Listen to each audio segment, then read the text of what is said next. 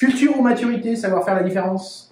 C'est pour toi. Sujet important parce qu'il emmène un postulat dès le départ qui n'est pas le bon et qui du coup ne va pas apporter le résultat que vous pourriez escompter.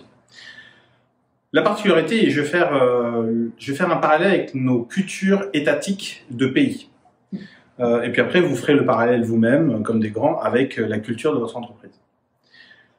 Avoir un diagnostic de culture est une chose, avoir un diagnostic de maturité en est un autre. Pour la simple et bonne raison que l'on n'évalue pas la même chose. Si on part du postulat que les cultures sont comparables, la question est de savoir si elles doivent tous se ressembler. Et c'est super important parce que si on fait le parallèle avec une entreprise, ça voudrait dire que si la grille de lecture est la culture française et que l'on va voir 140 pays derrière et qu'on fait l'évaluation de la culture des pays que l'on visite suivant la grille française, on n'aura de cesse de dire que c'est incompatible, pas à la hauteur, pas ceci ou pas cela, parce que le référentiel n'est pas le bon. La particularité, c'est que la culture, elle vous appartient. C'est un peu comme le bon sens. Il vous est propre. Et la culture, c'est celle de votre entreprise, dans un pays en particulier.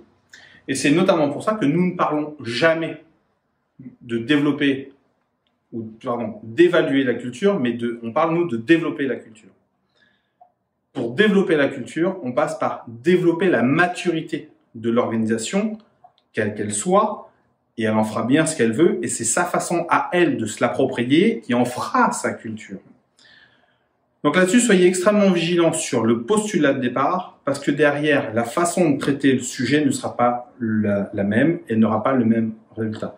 Les mots ont des sens, ont du sens, et la perception du vocabulaire et de son usage ne délivrera pas le même résultat. Donc soyez extrêmement vigilants là-dessus. On évalue la maturité pour transformer une culture, ou pour la changer, ou pour la modifier, ou pour l'adapter.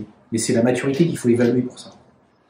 Et la maturité d'une organisation n'est pas la maturité d'un individu. Et on pourrait aussi croire qu'il y a un parallèle entre la maturité d'une personne et la maturité d'un collectif. Mais si on prend, et on peut encore défoncer la courbe de Bradley à ce moment-là, si on dit que dans le niveau 3 de la courbe de Bradley, on est sur du individuel, je suis désolé, dans une culture d'organisation, c'est la direction qui organise le travail et on laisse pas l'individu face à lui-même dans un travail collectif, à moins qu'on ait beaucoup de cash, beaucoup de temps à perdre et qu'on puisse admettre que chacun réinvente la roue dans sa propre organisation. Donc déjà, voilà, il y a des petits aspects comme ça qu'il faut prendre en compte et qui sont significativement importants si vous voulez performer derrière. Allez, on continuera à vous raconter plein de bêtises.